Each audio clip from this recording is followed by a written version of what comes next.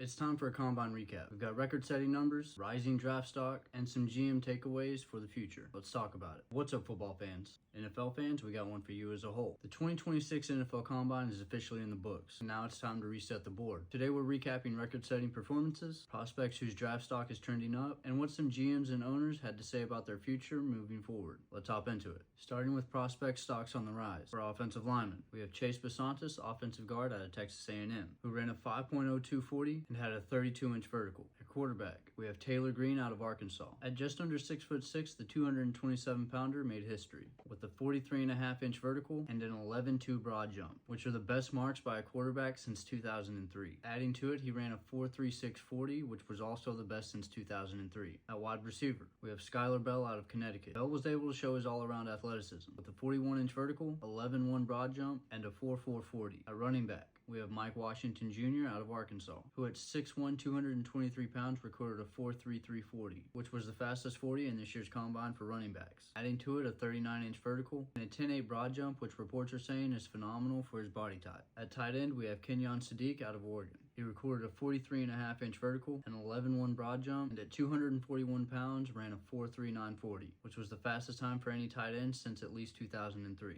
However, he chose not to participate in the on-field skills drills. Now let's flip over to the other side of the ball. At cornerback, we have Dalen Everett out of Georgia. At 6'1 1/4", 196 pounds, he recorded a 4.3840 and a 37.5-inch vertical. At safety, we have Lorenzo Styles Jr. out of The Ohio State, who ran a 4.2740, which was the fastest since at least 2003, along with a 39-inch vertical. Now let's take a look at defensive tackle. We have DeMonte Capehart out of Clemson. At 6'5", 313 pounds, with 10 1/4 hands and 33 7/8 arms, he was impressive, but he really showed out in drills running a 4.8540 and a 33.5-inch vertical. At linebacker, we have Sonny Styles out of The Ohio State. At 6'5", 244 pounds, Styles became the first player to record a sub 4.540 with a vertical of at least 40 inches and a broad jump of 11 feet or more at 230 pounds since at least 2003. And finishing off the list, we have our edge, which is Malachi Lawrence out of UCF. Lawrence ran a 4.5240 and recorded a 10.10 broad jump with a 40-inch vertical at 253 pounds. Now let's take a look at what some GMs/owners are saying. For the Jets, GM Darren Mogi admitted that he might reach out to Raiders GM about getting their first-round pick. However, he also admitted that he doesn't think it's happening. And lastly, let's look at the Dallas Cowboys, because you know owner and GM Jerry Jones had something to say. He said, "I will bet that we spend more money in free agency than we have." He said the only way to push forward is to borrow some from his future. So NFL fans, what do you think? Which prospect stood out to you the most? And which front office comment stands out to you? Drop your thoughts in the comments down below, and don't forget to like and follow for all of your latest NFL news